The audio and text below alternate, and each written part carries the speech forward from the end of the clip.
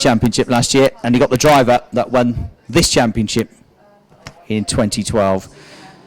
In 6:01 retires to Tige, who has looked much more racy today than he has for the first two rounds. 6:31 Barry Pullinger had a good drive to 5th place in his earlier heat. Sandro Lukovic, the Austrian driver, is also going to be on the 3rd row of the grid. On row 4 we've got Simas Judavicius, another former champion in kart 663, a tall Lithuanian. Sanad Al-Rohawi, the Omani driver in kart 670. Pretty impressive so far, he and his brother this weekend. He's on the outside of row 4 in kart 670. Then two of our Masters class frontrunners, Tamsin Germain in kart 718.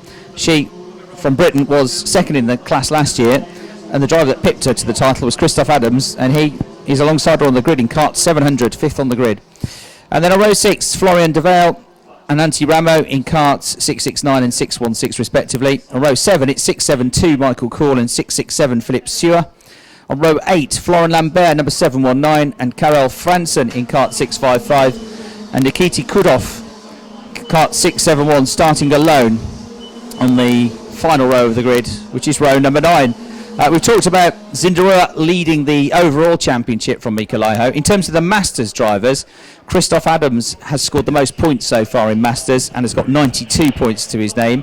Florian Lambert is second in the standings with 87 points, just 5 points behind him. And third in the standings, the driver that you've just seen in action, Alessandro Minetti, who went great guns in Italy. He's going even better here. He missed the first round, but Alessandro is still third in the Masters standings and closing the gap all the time, it would seem, or at least he could do at the end of this weekend. He's got 67 points. So that's how they line up. More DD2 action coming up. And to talk you through the start of this latest race, the 4th heat of the day for DD2, Ken Walker. Yes, Zinderua is certainly a driver in form, which we see on track, and certainly a driver quietly confident, as Chris Hartley described him. Not cocky, but certainly a guy who believes in his own ability. Well, he's starting this one from where he wants to start it, but alongside him, Lucas Oric, tremendously impressive last time out. And again, as Chris has just told you, a small matter behind him of the the European senior champion and the European DD2 champion of last year. It augurs well. Here we go. And Zinderua jumps well clear, and that is aborted because that didn't look like a good formation. And 659 at the back was an issue, as I understand. It's what I'm hearing, which can't be the case because there isn't a 659. So there we go. It's either a missed call or more likely I'm getting deaf.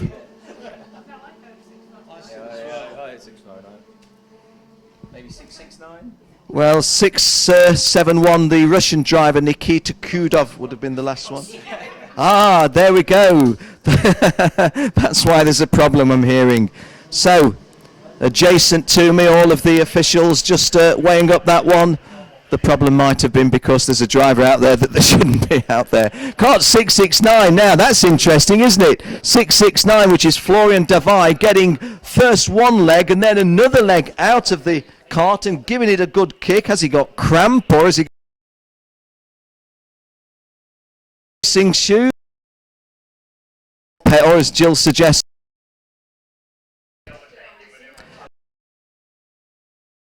we jest. It's serious now. On the A and D. Stop.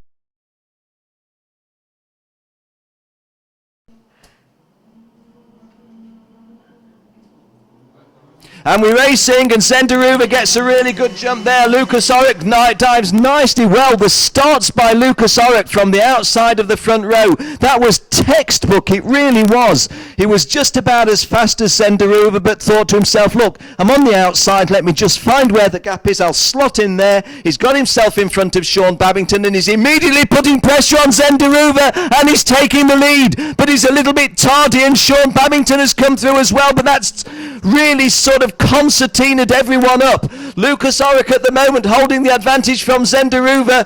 Kart number 638 in third place is Sean Babington, and that's how they leave us and go down towards point 7 and turning at the Tillet seat sign down to 8.10. It's just frustrating that we lose them briefly, both on the screen and visually with the naked eye, but that is no change of position, and Lucas Oryx had a stunningly good opening lap. Is being hotly pursued, however, by Zenderuva, who I thought momentarily was going to make a move, but the gap wasn't there. And Chris, you talked about, will this be a race as good as the other one? That's how it started. Looking really good, isn't it? And Cinderella is all over the back of Lucas Oryx, but he makes a mistake through turn 5 and actually concedes a place. So through to second comes Sean Babington. Barry Pullinger going to third, is that? Ooh, Barry, yeah, bit of wheel banging. Onto the grass goes Zinderua. He wouldn't concede the position. Barry had the line, to be fair, and held his nerve, and he's got third place. Barry, impressive so far today. He's mixing it with the big boys here. He's been around for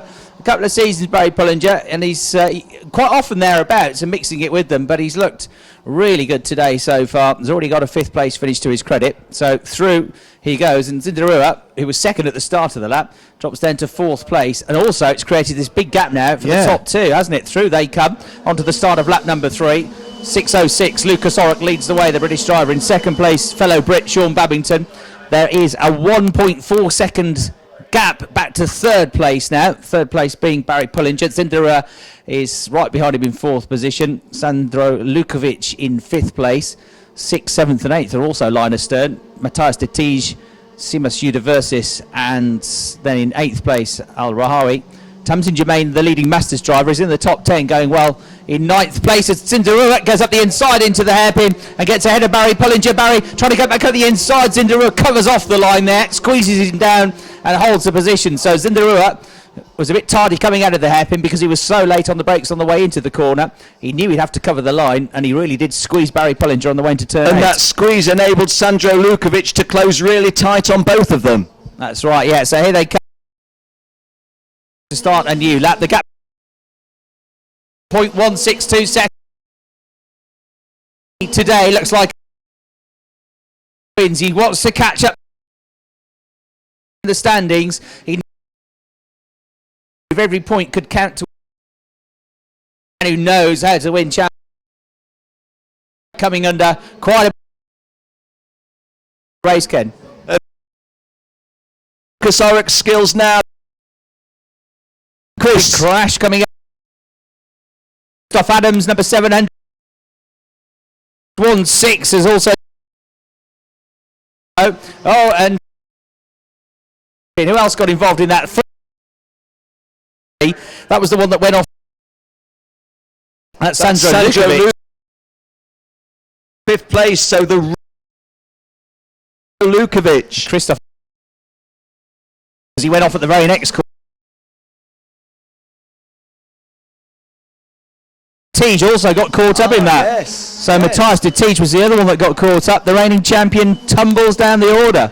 Well, Matthias de Tige down to 14th place. There's only Antti Ramo and Sandro Lukovic behind him, so some big names losing there. On the other hand, if you want to say that every cloud has a silver lining, Nikita Kudov, who's had a torrid time so far, gets gifted some places up to 13th. Just as Matthias de Tige was showing a much more competitive run of form than he has in recent times. So Lucas Oryx and Sean Babington lead the way. It's edging between a 10th and 2/10 of a second difference between them. Zinderua is charging after them though in 3rd place in the 6:03 kart. He was 4/10 quicker on the previous lap. Let's see what the gap comes down to on this one. Zinderua was just under a second behind Sean Babington at the start of the lap. It goes through again, a 55.9 for Zinderua, and he's closing in all the time. He was another 4/10 of a second quicker, and the 3rd place driver homing in on the top 2. Sean Babington might know it's coming, so he's going to try and move here on turn 5. He gets up the inside, he gets the lead of the race. Lucas Oryx is forced out wide. He'll lose another place because he's lost all of his momentum, and Zinderua will say thanks very much, I'll take that, and he goes through to second. So Sean Babington set the move up through turns 3 and 4. You have to have a lunge if you're going to get through at turn 5, but it worked, and through he goes. Lucas Oryx pushed back to 3rd place, Ken.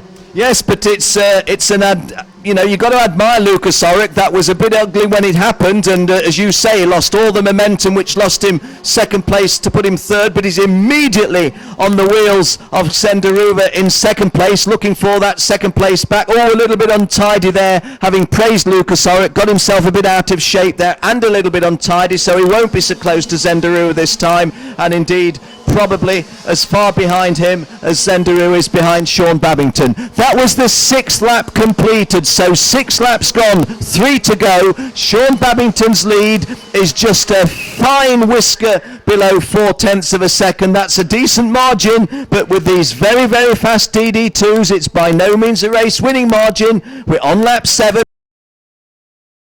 going quicker. This lap, 50. So Sean definitely the Belgian, and of wanting at the screen, it doesn't. Coming back into view with continues to hold the advantage. The 7th lap, 2. Denderuva not yet. It looks as if it's Babington having to go a little bit. The race leader. Constant pressure from Sean. Really. Championship points this. Oh, almost as if he caught. Sean fights back, but the Deruva. Sean.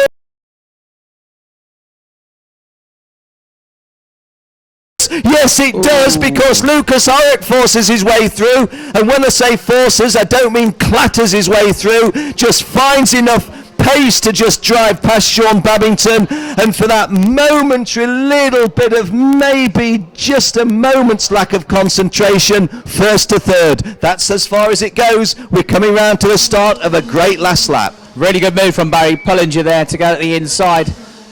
From Lucas Horrock to get at the inside of Sean Babington, and at the same corner, just behind, Simus Universis pulled off a move to get 5th place away from Sinad Al Rahawi with a similar move. So lots going on here. Could be a change for 2nd on the way down into the hairpin as Lucas Horrock has to work really hard to keep Sean Babington behind him. Barry Pullinger closing up there in 4th place. 2nd, 3rd and 4th as quick as you can say them. Run through then into the next hairpin. Zinderua looks like he's going to get his first win of the day. He's left them now behind. Lucas Horrock going into turn 8 through the left-hander, through the right-hander, through the S section. No change there. Here they come towards you on screen. 3 more corners to go, and Lucas Horrock hanging on by the skin of his teeth to 2nd place as the race leader Zinderua has 2 more corners to go. There's been no change for 2nd place. Babington still 3rd, Pullinger still 4th. Out of the last corner they come over towards the start finish line. Zinderua wins 2nd place to Lucas Horrock. Sean Babington right his tail in 3rd place, actually taps the back of Lucas Horrock as they cross the line and go into turn 1 on what's supposed to be the slowing down lap. Barry Pullinger 4th, Simus Universis 5th, Sinad Al Rahawi in 6th place. Michael Cool, another decent result for him in 7th. And well done Tamzin Germain. We've seen great performances from Alessandro Minetti, but that was a very strong drive as well from another Masters driver, Tamzin, in 8th place. Much more like the Tamzin that we have come to respect over the years with a very good driving. So they're in 8th place. In 9th place was the 669 car, the French driver Devale. Florian Devale finishing just ahead of Matthias de Tige, who came back to finish in 10th place in the end after getting tangled up in an incident. So we've seen 1 or 2 front runners, like Frank Canchar, like Matthias de Tige, getting caught up in accidents, but also coming back and at least securing some sort of result at the end of it. Florian 10 in 11th in that race. Stewart was 14th. The Lithuanian Antti Ramo Adams were also involved in that, and they end up at the back of the 3 laps behind for Sanders, who retired from his first win of the week in good stead. Pre-finals and qualification. Of course, there are still, and he's got to get, which have been out again at